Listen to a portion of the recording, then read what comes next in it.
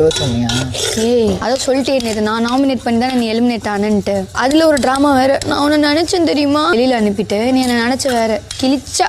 திவ்யா நீ தான் வந்துட்டு இந்த மாதிரி அவங்கள விலைக்கெழுவு சொன்னியா அப்படின்னு சொல்லி கேட்டோன்னே வந்துட்டு ஆமாம் நான் தான் சொல்கிறேன் அப்படின்னு சொல்லிட்டு இந்த மாதிரி என்னை நாமினேட் பண்ணிவிட்டு இப்போ வந்து எனக்கு ரொம்ப கஷ்டமாக இருந்துச்சுன்னா நடிப்பு போடுறாங்க எல்லாத்தையும் அனுப்பிட்டு அப்படின்ற மாதிரி.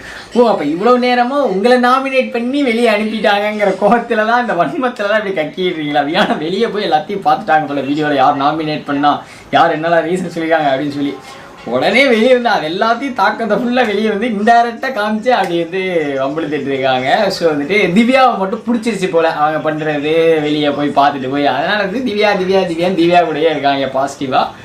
மற்றபடி மிச்சங்கள் எல்லாத்தையும் வந்து ஏற்றிட்டு இருக்காங்க. பண்ண முடியாது, குக்கிங்கும் பண்ண முடியாது. ஏன்னா குக்கிங் இருக்கு, ஏன்னா அவ கிளம்பிடுவார் என்னால.